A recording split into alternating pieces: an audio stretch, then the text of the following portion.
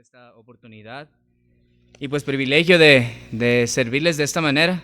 El proclamar la palabra de Dios siempre es algo que produce pues alegría y a la vez pues lo hacemos en temor y temblor también, entendiendo que Él es el primero que está evaluando cada una de las cosas que salen de la boca de uno.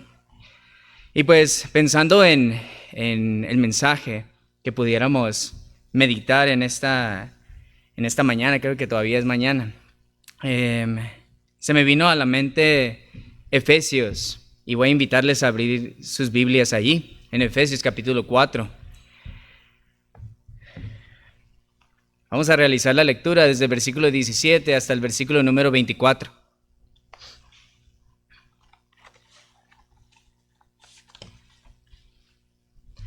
Efesios capítulo 4, del 17 al 24, va a ser la lectura que les pido que me apoyen en cuanto a la participación, alternando conmigo.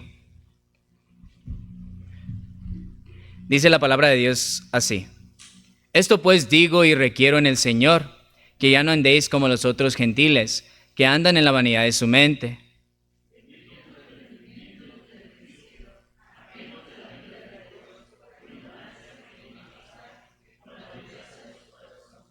Los cuales, después que perdieron toda sensibilidad, se entregaron a la lascivia para cometer con avidez toda clase de impureza. Si en verdad le habéis oído y habéis sido por él enseñados, conforme a la verdad que está en Jesús.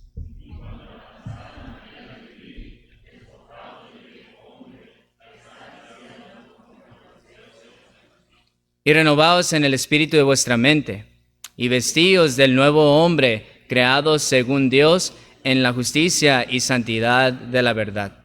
Amén. Dios bendiga su santa palabra. Nosotros cuando evaluamos este texto, y pues en el proceso que Dios me llevó en cuanto a la elección de lo que acabamos de leer, la pregunta que uno se hace cuando va a comunicar un mensaje es, pues, ¿de qué vamos a hablar? Y normalmente uno se apoya sobre aquellas cosas sobre lo cual uno necesita motivación en la vida cristiana. Y otra cosa que es lo que me llevó a este pasaje es a una evaluación. Una evaluación siempre es necesaria para nosotros como creyentes. Y quisiera que nosotros viéramos en este texto ese llamado a evaluar nuestras vidas. Dios en este pasaje nos llama a evaluar nuestro enfoque de vida con el fin de reproducir el modelo de Cristo. Si ustedes se enfocaron o si estuvieron conscientes de lo que leímos, de eso trataba, pero lo hace a la luz del mundo en el que nosotros vivimos, no hablando de las personas, sino hablando de la forma de vida, del sistema del mundo que apela a los deseos que hay en nuestro interior en cuanto a la carnalidad o en cuanto a la naturaleza caída, que nosotros podemos ver los efectos de esa naturaleza caída en cómo está nuestra sociedad, en cómo se desenvuelven las familias de este tiempo, cómo está integrado en cada uno de los sistemas y lo llevan al desplome de cada una de las cosas que Dios estableció. Por eso el título de este mensaje es Enfócate en Cristo en medio de un mundo perverso.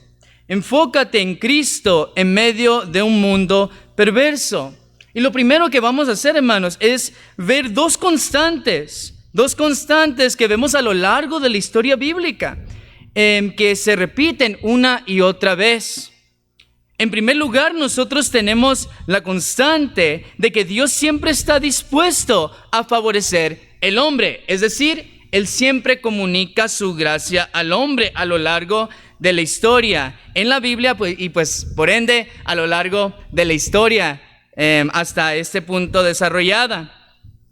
Eso es algo que nosotros podemos ver siempre en la Escritura, que Dios comunica su gracia al hombre.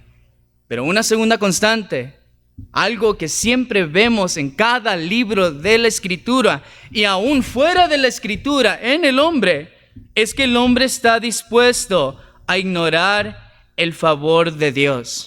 Déjenme llevarlos a unos ejemplos para ya entrar en materia en cuanto al pasaje. Tenemos, por ejemplo, a los primeros padres. Tenemos a Adán y Eva, ¿verdad? ¿Cómo es que Dios mostró su favor para con ellos? Dios lo que hizo es crearlos y sustentarlos, proveer todas las condiciones para que ellos se pudieran desarrollar como pareja en medio del huerto. ¿Cuál fue la forma en que se cumplió la segunda constante? La manera en que la serpiente habló a la mujer apeló a una rebelión que estaba pronto a suceder porque tanto la mujer como el hombre estuvieron dispuestos a ignorar el mandato de Dios para seguir su propio camino, el cual es descrito en el pasaje que acabamos de leer. No solamente en ellos vemos esto, sino que también en Éxodo, del Éxodo al Deuteronomio, nosotros vemos como Israel en medio del desierto. Y antes de entrar, recordemos que se les recuerda las cosas que habían acontecido en el desierto. En Deuteronomio estaba una y otra vez rechazando las formas de gracia hacia Dios, las formas de gracia que Dios comunicaba al pueblo de Israel. Nosotros vemos que Él dio agua al pueblo. Vemos que Él dio sustento a través de esta semillita, ¿verdad? Que ellos formaban pan que llamaron maná. Sin embargo, ante la provisión que nosotros vemos en Éxodo 15:24, hubo en medio de esa provisión quejas y murmuraciones en contra de Dios. Y tal murmuración sucedió que ellos estuvieron tan enojados con Dios y estuvieron dispuestos a volver a Egipto. Nosotros vemos en el libro de Levítico que Dios establece una forma de comunicación entre Él y entre el pueblo por medio del sistema sacerdotal. Sin embargo, lo que vemos es que en el capítulo 10, dos de los hijos de la familia sacerdotal, Nadab y Abiú, ¿qué hicieron? Ofrecieron fuego extraño, un sacrificio que Dios no había mandado. Y llegó a ellos el juicio inmediatamente, puesto que Él había establecido ese sistema hacía poco. Entonces vemos cómo Dios en su gracia comunicó este sistema sacerdotal, también prefigurando la manera en que Cristo iba a interceder por nosotros. Sin embargo, en medio del sacerdocio hubo esta rebelión. En el libro de los jueces, o en el tiempo de los jueces, en el tiempo de los reyes, nosotros podemos ver cómo Dios dio jueces que liberaran al pueblo y cómo Dios dio a algunos hombres que se mantuvieran fieles a los mandatos y a los estatutos que Él había establecido desde el principio. Sin embargo, lo que vemos es que el pueblo una y otra vez volvía a caer, volvía a rebelarse una y otra vez. De tal forma que el libro de Jueces termina como una expresión muy ideal para esos tiempos. En aquel tiempo no había rey en Israel y cada quien, ¿qué hacía? Lo que bien le parecía. También lo vemos en el libro de los reyes, que su rebelión en contra de la voluntad de Dios, tanto de los reyes que manejaron mal a Israel, como los mismos israelitas que estuvieron opuestos a la voluntad de Dios, al final Dios los juzgó y los mandó lejos a la tierra que pues estaba lejos de la tierra prometida, ¿verdad? En donde ellos ya habían sido establecidos por Él. Dios enviaba profetas, el pueblo se rebelaba contra el profeta, de tal forma que el mensaje del profeta era: tú vas a hablar y ellos no te van a escuchar. Tú vas a hablar, en el caso de Ezequiel, te van a escuchar como canto de cantores, ¿verdad? Una voz hermosa. Sin embargo, no van a hacer lo que tú estás diciendo. Jeremías también, en un lamento por el juicio que derramó sobre Israel. Bueno, Jeremías en su profecía se lamentaba porque Dios había destinado 70 años de desolación sobre Israel, cuando Él una y otra vez había mandado para que volviera el pueblo a Él. Entonces, todos estos son ejemplos de cómo esto permanece. Dios mostrando su gracia y el hombre rechazando la gracia. Pero lo que estamos hablando es en tiempo pasado. Quiero decirles que aún en este día sigue sucediendo lo mismo. Aún en medio de la iglesia, Dios ha enviado a su Hijo para representar al hombre, para que entregar un sacrificio perfecto por causa de la multa eterna que el hombre tenía en contra de Dios, o que Dios tenía en contra del hombre, en este caso. Y en esa entrega nosotros vemos que después del tercer día resucita Cristo, asegurando esa entrega, también determinando que Él es el justo, se estableció como el justo, y también como quien podía justificar a aquel que era de la fe en Él. Quitó todos los obstáculos, nuestro Dios de gracia y misericordia, para que tú y yo pudiéramos tener oportunidad. Y sin embargo, a pesar de ser un mensaje universal, el anunciar a Cristo y el anunciar su obra y que llamar al hombre al arrepentimiento y a que se vuelvan a Él para que vivan para Él únicamente, vemos que el hombre sigue rechazando la gracia de Dios. Aún en medio de la iglesia local, nosotros podemos ver en diferentes libros, diferentes epístolas, como algunos en medio de la congregación estaban dispuestos a rechazar la gracia de Dios para imponer la propia justicia, para imponer un sistema propio de obras muertas que no tenían que ver nada con la obra de Cristo. Querían cumplir la ley, pero no habían visto que Cristo ya había cumplido la ley en todos los sentidos. Entonces, esto que estamos viendo es una fuerte base para hacernos una pregunta. Yo, que estoy en medio de la iglesia local, ¿estoy realmente enfocado a Cristo? ¿Qué tanto ha influido el mundo? ¿Qué tanto está influyendo en mí, mi carnalidad, para vivir para Dios o para no vivir para Dios? Por eso lo que nosotros vamos a ver son 3 razones que nos llevan a valorar nuestras vidas a la luz de lo que Cristo hizo por nosotros y de acuerdo al llamado que Dios nos hace por medio de este pasaje.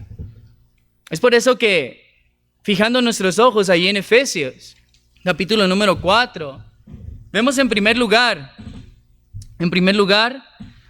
que tú debes de evaluar tu vida, porque Dios quiere guardarte en su llamado. Fíjense en el versículo 17. Esto pues digo y requiero en el Señor, que ya no andéis como los otros gentiles. Dios nos quiere guardar en su gracia de tener este peligro constante que el hombre ha tenido de rechazar la gracia de Dios. Y lo primero que nosotros vemos aquí en este llamado que Dios nos hace, son 5 cosas que vemos en el versículo 17, es que el llamado de Dios es congruente con la salvación que Él nos ha dado. Fíjense la palabra pues, ese pues enmarca para nosotros un antecedente. ¿Cuál es el antecedente de este texto que nosotros vemos aquí? El antecedente es el versículo 1 y nos vuelve al versículo 1 de este capítulo, porque esa es la razón por la cual Dios nos comunica esta carta. Fíjense el versículo 1 del capítulo 4. Yo pues preso en el Señor os ruego que andéis como es digno de la vocación con que fuisteis llamados. Ahora, ¿qué es lo que quiere decir esto? Traducido a nosotros, ¿qué es lo que involucra este llamado a andar como es digno de la vocación? Nosotros tenemos que vivir de acuerdo al llamamiento salvador de nuestro Dios. ¿Cuál es el llamamiento salvador de nuestro Dios? ¿Cómo nos ha llamado? Y pues tú y yo tenemos toda una base teológica del capítulo 1 al capítulo 3 para responder a esa pregunta.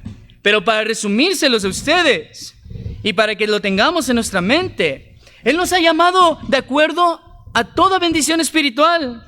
Él nos ha llamado de acuerdo a su propia sabiduría. Él ha establecido a Cristo como cabeza. Él también nos ha llamado y nos ha hablado de acuerdo al misterio, de acuerdo a su plan soberano, que Él viene a cumplir sobre la humanidad y que todo se reúne en Cristo. Él nos llama también de acuerdo a la capacidad que Él tiene de salvar y también de cambiar el corazón del pecador, de ser uno que está inclinado al pecado a ser uno que vive para Dios por estos nuevos afectos y nueva forma de vida que hay en Dios por Cristo. Entonces, eso es lo que nos expresa el versículo 1. Si tú tienes un llamado tan grande, tu vida tiene que equivaler a ese llamado tan grande. Si el llamado de Dios para salvación está llena de operaciones de parte de las tres personas de la Trinidad para que tú y yo pudiéramos estar bien con Él, entonces tú tienes que valorar eso y tienes que vivir en correspondencia a su obra de la salvación.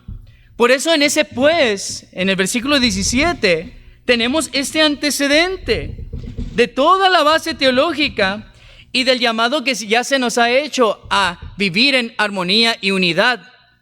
Cosas que realmente unen, como lo son, lo describe el versículo 4 al 6, un cuerpo, un espíritu, una misma esperanza, un Señor, una fe, un bautismo, un Dios y Padre de todos, el cual es sobre todos y por todos y en todos. Y en cuanto a la diversidad, nosotros vemos el servicio de hombres que Dios ha regalado para que tú y yo podamos estar unificados en armonía sirviéndole a Él. Entonces, este antecedente se acomoda en este versículo 17 para volver congruente este llamado que Dios te hace a evaluar tu vida, ¿sí? Ahora, algo más que nosotros podemos ver del llamado de Dios es que es específico a la luz de la salvación.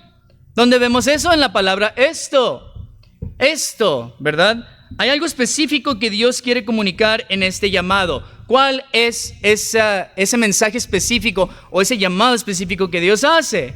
Ahí lo dice el versículo 17, que ya no vivas como los otros gentiles. Ese es el llamado en general. Cuando nosotros hablamos de los gentiles, hablamos de las personas que no eran judíos, pero que en el entorno judío eran tomados como personas que no tenían en cuenta a Dios, que vivían de acuerdo a sus propias percepciones, pero alejados, como dice en el capítulo 2, alejados de la ciudadanía de Israel, sin Dios y sin esperanza en el mundo. Lo vemos en el capítulo 2, versículo 12. En aquel tiempo estabais sin Cristo, alejados de la ciudadanía de Israel y ajenos a los pactos de la promesa, sin esperanza y sin Dios en el mundo. Esos éramos ustedes y yo. Nosotros no somos judíos y nosotros vivíamos de acuerdo a esa tendencia. Entonces Dios quiere que nosotros aseguremos y filtremos nuestras vidas a la luz de lo que no deberíamos de hacer. Ya nos dijo qué es lo que deberíamos de hacer en general como iglesia. Ahora nos está diciendo qué es lo que no deberíamos de hacer en general como iglesia. No debemos de andar como personas que no conocen a Dios o como personas que ignoran este mensaje de salvación que Dios nos ha dado a nosotros. Y a lo mejor usted está escuchando esto y dice, pues ya lo conozco. Pues llevo toda la vida aquí en la iglesia. Nací en un hogar cristiano. He escuchado el evangelio desde el vientre, ¿no? Prácticamente. Y esto ya lo tengo bien medido, bien asimilado. Sin embargo, pudiera suceder que de tantas veces que tú escuchas este mensaje, se vuelva ordinario para ti. Se vuelva de alguna otra forma insignificante. No quiero decir que el evangelio de Jesucristo es insignificante. Lo que estoy diciendo es que puede volverse insignificante para ti el escuchar que Cristo murió y resucitó por ti y que eres llamado a volverte a Él en arrepentimiento y fe. Entonces, ¿o no lo escuchan muy común lo que acaba de decir? El punto aquí es que Dios no quiere que tú ignores el valor de su mensaje. Porque este mensaje no nomás es para salvarte, sino que más adelante tú vas a ver que debe de ser aplicado a todas las áreas de tu vida. Debe de suceder el proceso que menciona el versículo 22 al 24 y que es explicado del 25 al 32. Debes de dejar de hacer ciertas cosas y empezar a hacer ciertas cosas por la renovación de la mente que antes estaba entenebrecida, como lo veremos más adelante. Entonces, puesto que es específico el llamado de Dios, tú y yo tenemos dónde enfocar nuestra atención y preguntarnos, ¿sigo valorando lo que Dios hizo por mí? ¿Sigue teniendo el mismo valor que cuando recién me convertí? Lo que Cristo hizo en su muerte, ¿qué significa para mí? Su intercesión por mí ante el trono celestial, ¿qué significa para mí? Que Él esté dispuesto a dar la cara por mí. Ahora, algo más que nosotros podemos ver en nuestra evaluación del llamado de Dios que utiliza para guardarnos es que es sólido, basado sobre la salvación. Esto lo vemos en la palabra. Digo, esto pues digo. Esta palabra, esta acción se refiere a un argumento. No nada más es digo por decir, sino que es un decir articulado.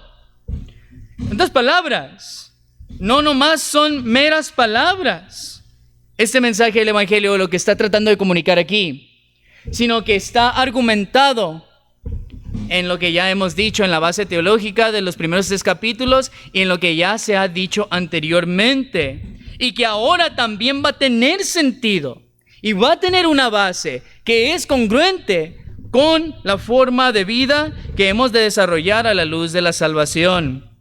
Algo más que ustedes pueden ver en ese versículo es que el llamado de Dios es solemne para nosotros, debido a la salvación con que Él nos ha rescatado. ¿Dónde vemos esto? En la palabra requiero. Y aquí nosotros podemos precisar más la palabra si utilizamos testifico.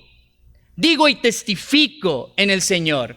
Eso es una expresión que va más alineado a la palabra que se utiliza aquí, que se refiere a atestiguar.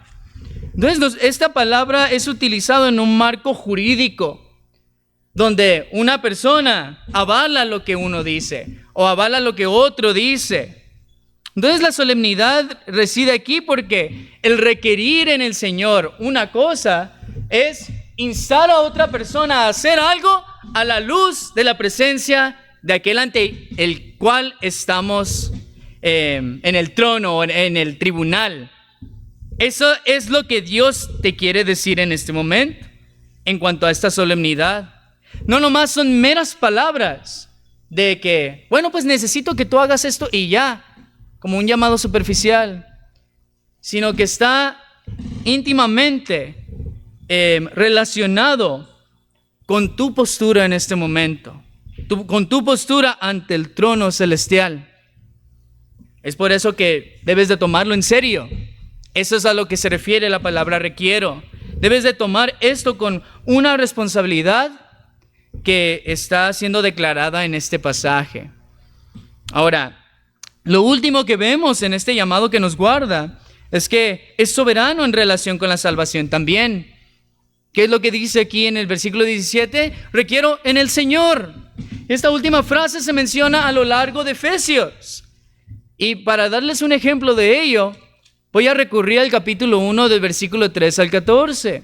Nosotros vemos que las operaciones de cada una de las personas de la Trinidad está respaldado con un en Él, en el amado, en Él. Versículo 3, por ejemplo, versículo 4, perdón.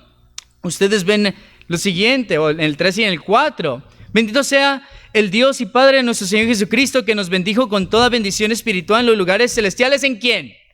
En Cristo. Fíjense versículo 4. Según nos escogió en Él otra vez, antes de la fundación del mundo, para que fuésemos santos y sin mancha delante de Él otra vez.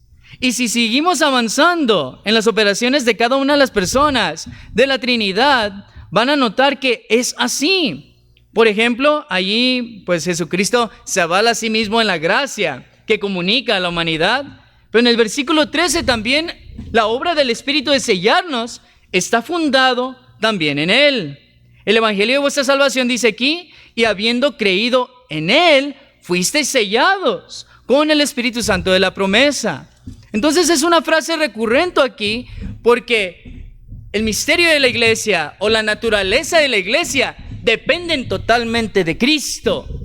Dependen totalmente de su obra a favor nuestra.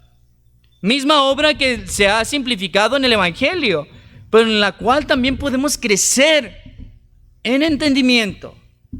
Y ese crecer en el entendimiento, en entender, como dice capítulo 3, las dimensiones, la anchura, la altura, la longitud, profundidad, el comprender cómo Cristo nos ama, cómo Dios nos ama, reflejado en esta obra de salvación, eso es lo que nos vuelve más sensibles a que esta forma de vida se desarrolle, entendiendo lo que implica la salvación. No dice en Cristo o en Él aquí, dice en el Señor.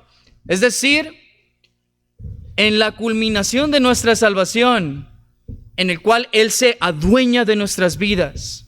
Ese es el fin. En cuanto a nuestra respuesta al Evangelio es, yo te entrego todo lo que soy. Yo te confío mi vida a ti. Mi pensamiento, alma, corazón y todo lo que yo soy.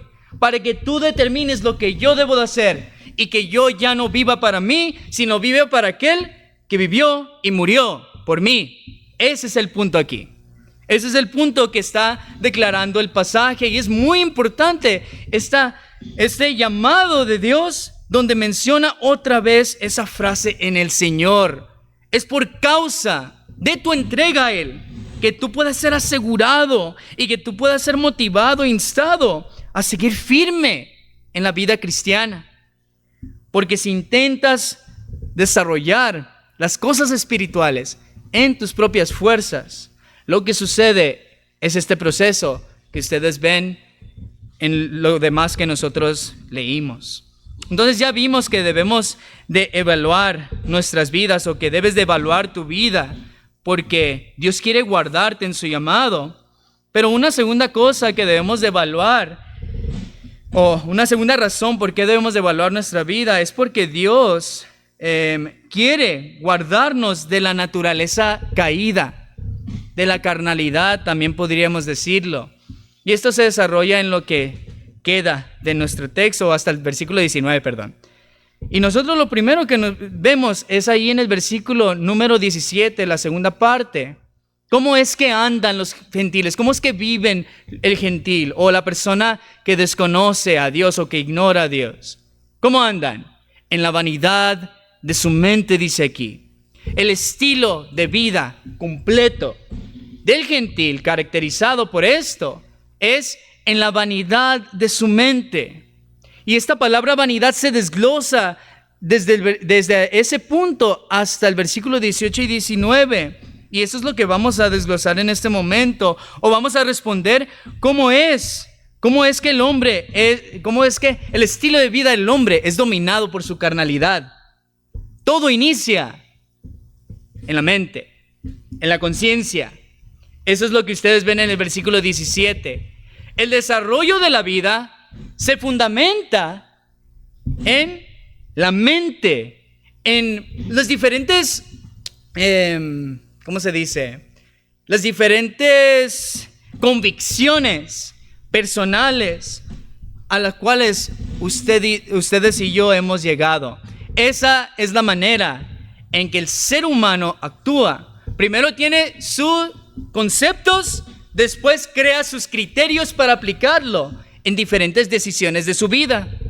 Y es por eso que la carnalidad también, lo primero que afecta es el centro de las operaciones que me llevan a esas decisiones y a las reacciones en mi vida. Pero fíjense la naturaleza con la que la carnalidad o la naturaleza caída o el hombre caído responde a la obra de Dios. Fíjense lo que nosotros vemos aquí.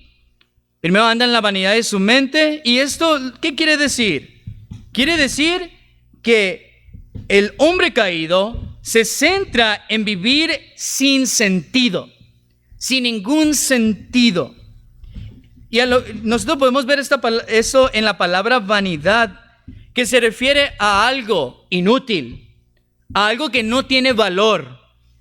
¿Valor ante qué? Nos podemos preguntar aquí. ¿Valor ante qué? Valor ante lo que el contexto me está diciendo. En cuanto a la vida en Dios, en cuanto a la vida, a la luz del evangelio, a la luz de la salvación que Dios me ha otorgado. Entonces, la manera de desarrollar la vida es sin tomar el valor de todo lo que Dios hizo por el hombre en Cristo. Entonces, ¿cómo es que se comunica esta vanidad?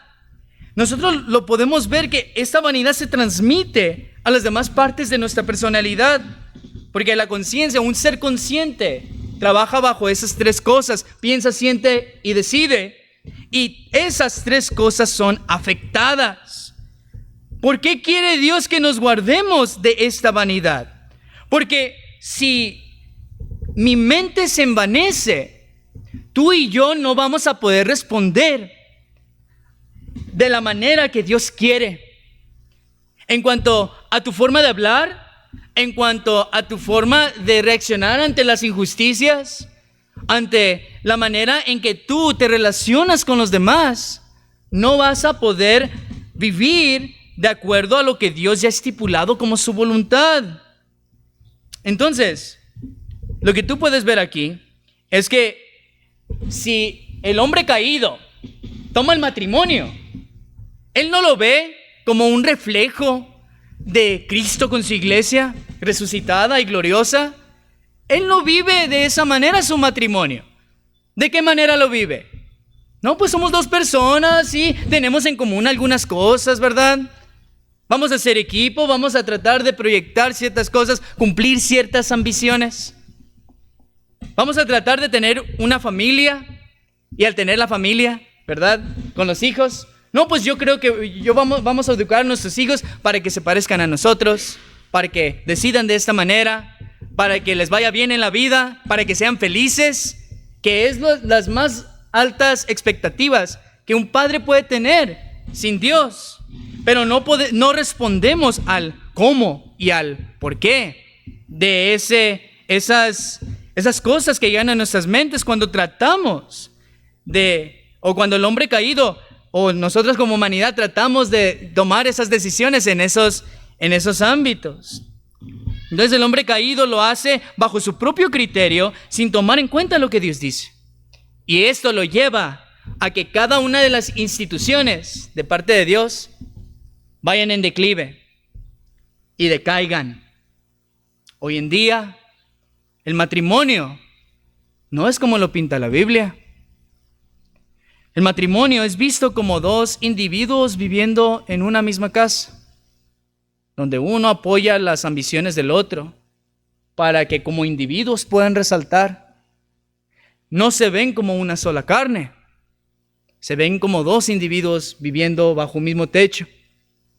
¿Qué es lo que pasa cuando esto sucede? Este pensamiento lo que hace es mantener separados a los dos, porque se ven como separados en su forma de vivir el matrimonio. Y lo que sucede al final es que se cumple esa forma de vida. Se vienen separando. Existen los divorcios, las separaciones, o cuando bien les va, una vida de rencores, porque no se apoyaron lo suficiente, o porque no estuvieron en el momento que se necesitaba, entre comillas, y ya pues por eso te voy a culpar toda la vida. ¿Eso lleva a la felicidad? ¿Esto lleva al contentamiento? No lleva al contentamiento, no lleva a la felicidad, porque el propósito que Dios ha puesto en el hombre y que ha integrado en cada una de las instituciones es lo que lleva a que el hombre esté satisfecho. La única manera en que vamos a estar satisfechos es que si tú y yo nos alineamos al propósito que Dios ha dado a cada cosa y al diseño que Él nos ha dado a nosotros. Es por eso que El hombre sin Dios vive sin sentido, porque tampoco ve a la familia como una institución que protege la vida. Esa es la razón de la familia, una institución que protege la vida. Por eso el honrar a tu padre y a tu madre te lleva a vivir y lleva esa promesa, ¿verdad? Y cuando los hijos se alinean a los padres, en papel se ve que ellos van a vivir más, porque lo que quiere el padre es que siga viviendo. Es una institución que protege la vida. Pero hoy en día, nuestra sociedad no protege la vida. Vemos prácticas que van en contra de eso, como el aborto, como el que ya no exista este afecto natural en medio de las familias, que todos estén desligados el uno del otro. Ya no hay una preocupación íntima de cada miembro del hogar, donde la mujer funciona para integrar a todos y donde el padre guía y dirige a todos para que se alineen a la voluntad de Dios. No, vemos a cada quien viviendo de acuerdo a su parecer, como en el tiempo de los jueces. Otra cosa que nosotros podemos ver es en cuanto a lo laboral. ¿Por qué? ¿Qué es lo que refleja el trabajo? Según lo vemos aquí en Efesios 5 más adelante. Lo que refleja es lo que tú eres. Tú eres un siervo. Tu diseño es de un siervo. Filipenses 2:8. Ahí tú puedes ver que Cristo, al encarnarse, añadió la humanidad a su deidad, sin mezcla. Pero lo que tú puedes ver en cuanto a la naturaleza humana, versículos 7 y 8, fíjense lo que dice aquí, sino que se despojó a sí mismo tomando forma de siervo, hecho semejante a los hombres, y estando en la condición de hombre se humilló a sí mismo, haciéndose obediente hasta la muerte y muerte de cruz. ¿Cuál es la forma del hombre? Es la forma de un siervo. Lo que el sistema laboral trata de comunicar desde el principio, porque había trabajo antes de la caída. Dios puso a labrar la tierra al hombre. Pero la razón de ser es porque tú y yo somos siervos de Dios. Somos siervos de Dios, que somos llamados a conservar su creación y la belleza de la misma en todos los sentidos, a gobernar la creación. Él nos delegó la tarea. Sin embargo, le entregamos esa tarea a Satanás al final, cuando obedecimos en nuestros primeros padres, en Adán y Eva, a la serpiente antes que a Dios. Entonces, el vivir sin sentido a estas cosas, al diseño y al propósito de cada una de las instituciones y a lo que somos nosotros, nos lleva a desviaciones que llevan que vivamos consecuencias catastróficas. Dios quiere evitar eso para ti. Dios quiere evitar que tú adoptes el pensamiento del mundo, o que tú vuelvas al pensamiento del mundo. Ahora, ¿cuál es el proceso para vivir en cuanto a la vanidad de la mente? ¿Qué es lo primero que sucede? Se entenebrece el entendimiento. Entonces, una vida, lo que nosotros podemos ver en cuanto a que debemos de evaluar nuestra vida, porque Dios quiere guardarnos de la naturaleza caída. No solamente es porque se centra en una vida sin sentido, sino también porque se centra en una vida sin discernimiento. Ahora, eso es lo que ustedes ven en el versículo 18, teniendo el entendimiento entenebrecido. Ya no sé qué hacer. Vivo por la inercia de la vida. No hay distinción entre lo bueno y lo malo, entre lo correcto y lo correcto. Simplemente vivo por vivir. Eso es el estilo de vida si la vivimos desligados de Dios. Otra cosa que ustedes pueden ver es que este tipo de vida, en cuanto a la naturaleza caída, se centra en vivir sin consideración piadosa. Fíjense lo que sigue diciendo el texto. Voy a avanzar un poquito más rápido. Dice, ajenos de la vida de Dios. Y nosotros vemos que esto sucede por ignorancia y por la dureza del corazón. Cuando se refiere a ajenos de la vida de Dios, se refiere a que nosotros nos volvemos extraños de todo lo que Dios ha estipulado para el hombre en cuanto a la forma de vida del hombre, pues renacido en Cristo. Ahora, cuando tú y yo, como cristianos, nos deleitamos en la oración y en la meditación de la palabra y en el congregarnos a nosotros mismos, el hombre caído no es de tal forma. La oración es una pérdida de tiempo. La meditación de la palabra es insufrible. El congregarte con la iglesia se siente como algo que necesito mucha fuerza de voluntad para quedarme en el asiento y escuchar la predicación y el seguir la oración y el escuchar ciertos agradecimientos me llevan a pensamientos como que ¿será verdad lo que está diciendo? ¿Será cierto todo esto? Entonces el hombre caído menosprecia todo aquello que tiene que ver con la piedad, es decir, con todo aquello que le agrada a Dios. Ese es tu caso. Cuando tú estés aquí, en medio de la congregación, ¿es una pérdida de tiempo para ti orar? ¿Es fastidioso el meditar en la palabra? ¿Estar en medio de la congregación? Si es así, esa es la carnalidad hablando.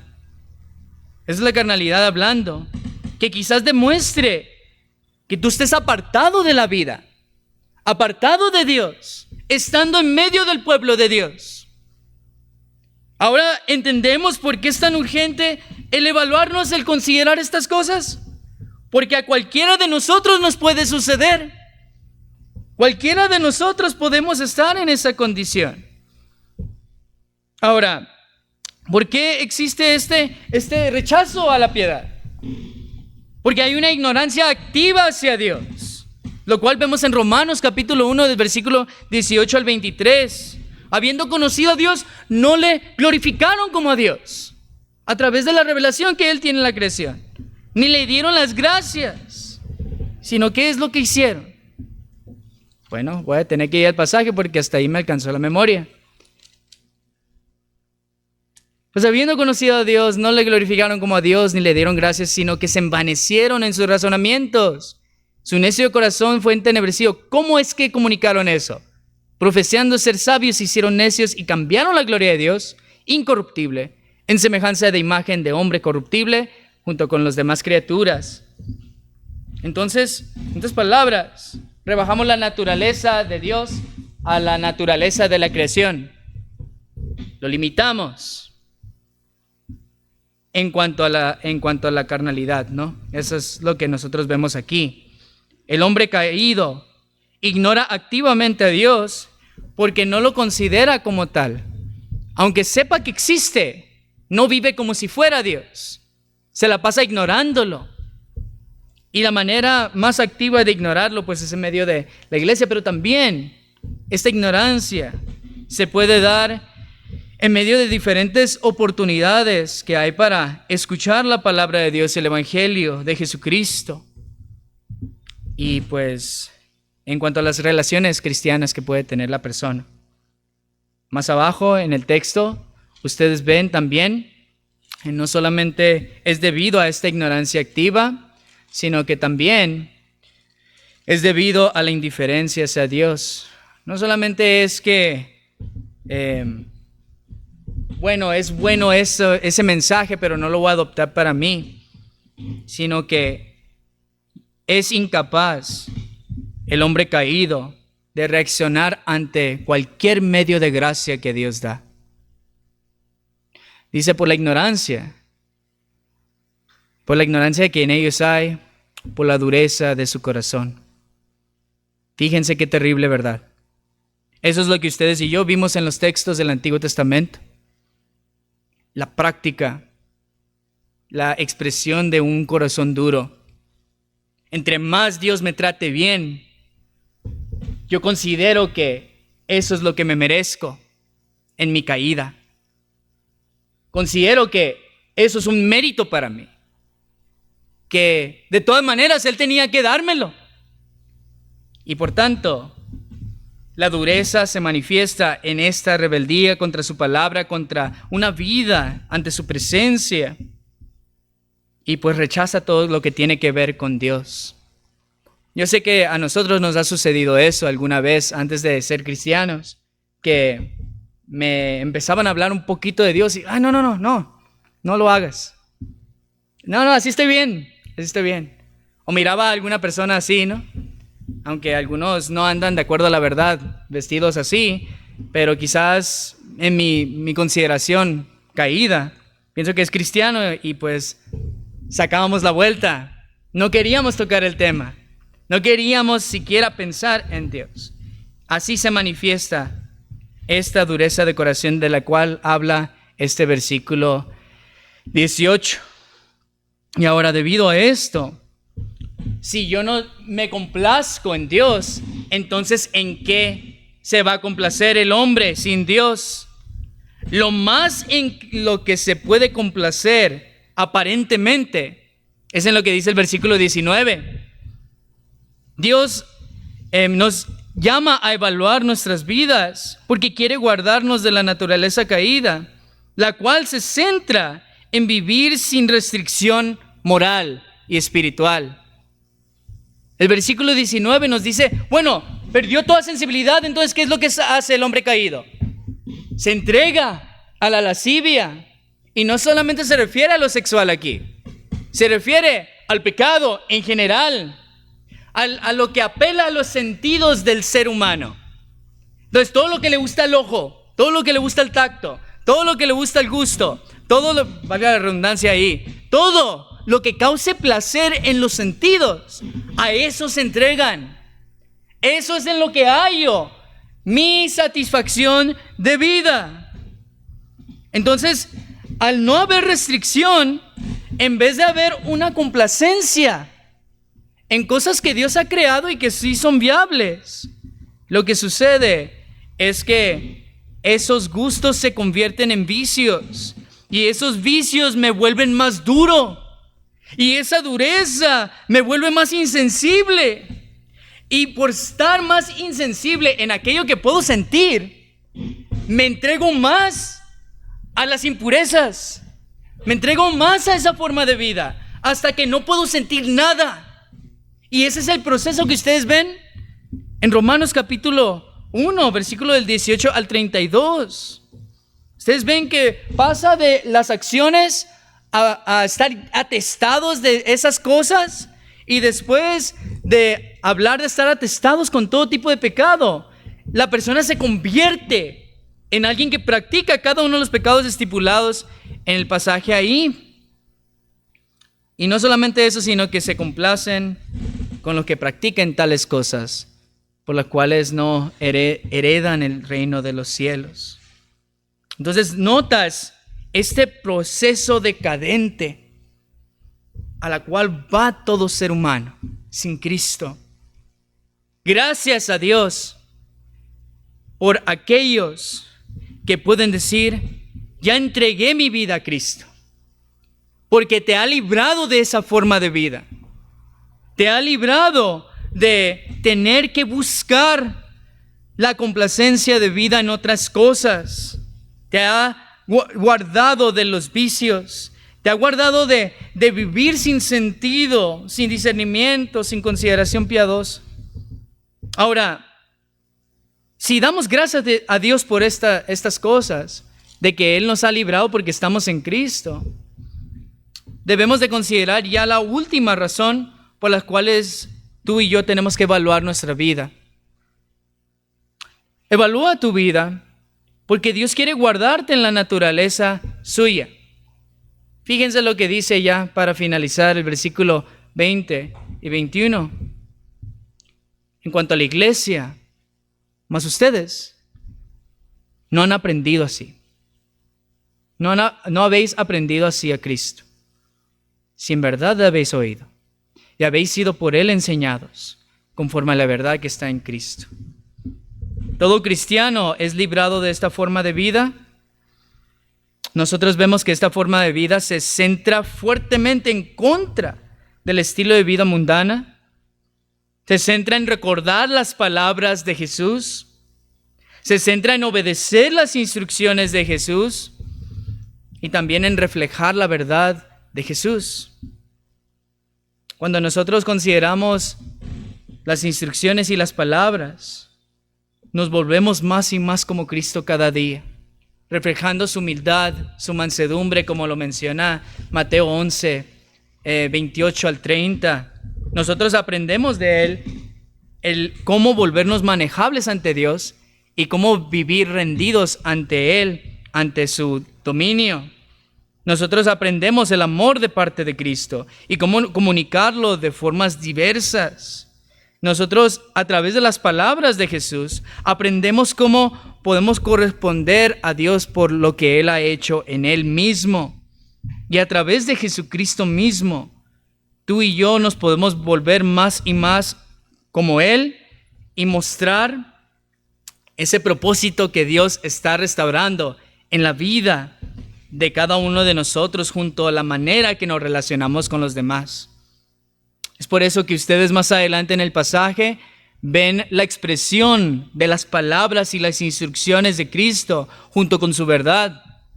Por lo cual, desechando la mentira, hablad verdad cada uno de vosotros, dice, porque somos miembros los unos de los otros.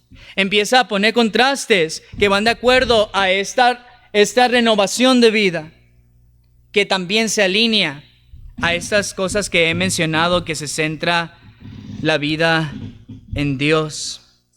Dios quiere guardarte en su propia naturaleza, es decir, la naturaleza piadosa, porque todavía batallamos con la carnalidad, todavía batallamos con la naturaleza caída que se opone en nuestros miembros contra el hombre interior, como lo describe Romanos 8 también. Es por eso que a la luz de esta evaluación, ¿cómo consideras que es el enfoque de tu vida hasta este momento? ¿Dirías que tu vida está enfocado en Cristo? ¿O dirías que a la luz de lo que hemos visto ahora, estamos más bien en este proceso del hombre caído, donde tú ya no puedes disfrutar de la vida, donde tú ya no puedes sacar provecho de nada de lo que experimentas, nada en cuanto a tus relaciones? Si ese es tu caso, que esto se comprueba en ti, vuélvete a Cristo de una manera verdadera. Vuélvete a Él y dile: te quiero confiar todo lo que soy, a la luz de todo lo que tú dices ser. Entrégate a Él, entendiendo que su sacrificio aplacó la ira de Dios que había en tu contra, que te iba a llevar a la condenación eterna, donde la llama no se apaga y donde el gusano nunca muere. Figuras que hablan de del más terrible dolor y desesperación. Eso es de lo que Dios te quiere librar a través de su Hijo Jesucristo. Tan solo vuelve a Él. Encuentra tu delicia y tu satisfacción en Él. Vuélvete a Él de una forma definitiva para que Él te pueda asegurar en su propia naturaleza, para que Él te lleve a recordar las palabras de Cristo, sus instrucciones, y puedas vivir de acuerdo a la verdad de Dios, que es la única verdad absoluta y objetiva que existe. Si riges tu vida bajo Cristo, no se acaban tus problemas, no se acaban las diferentes situaciones difíciles en la vida, pero sí Él te va a acompañar para que tú puedas sobrellevar esas cosas y vivir de acuerdo a la piedad, de acuerdo a lo que agrada al Señor. Ahora sí, después de esta evaluación, tú dices: yo estoy en Cristo. Yo sé que estoy en Cristo porque hay demostraciones de esa vida dentro de mí. Entonces lo que tú debes de hacer es vivir asegurando las palabras, el modelo de Cristo en tu vida. A lo mejor batallas con ciertas cosas en cuanto a la naturaleza caída que ya está sometida por Cristo, gracias a Él. Pero también en cuanto a ese punto, no solamente lo ha vencido ante el tribunal, no solamente no hay una multa en tu contra, sino que te ha dado el poder para vencer. Te ha dado el poder para vencer el mal. Entonces, en esas cosas que batallas, quizás esas cosas estén del versículo 25 al 32 aquí en el pasaje. Hay un proceso para que tú te despojes del viejo hombre, entendiendo de forma diferente cada una de las cosas estipuladas aquí, y para que vivas revestido del nuevo hombre, creado según la justicia y santidad de la verdad. Espero que todos nosotros nos podamos volver a Cristo de cualquiera de las dos formas que nos ha llevado esta evaluación, y que no terminemos de examinarnos, para que así podamos ser más y más alineados a nuestro Dios. De esta manera vamos a orar. Vamos a orar. Padre Santo, gracias. Gracias por esta oportunidad que tú nos has dado, Señor, de estar aquí. Tú eres grande, tú eres maravilloso, mi Dios. Tú eres un Dios de gracia, de misericordia, de bondad. Esa gracia, Señor, la podemos ver en tu Hijo Jesús, el cual nos amó a nosotros, el cual entregó su vida por nosotros y para nosotros. Él vive para nosotros.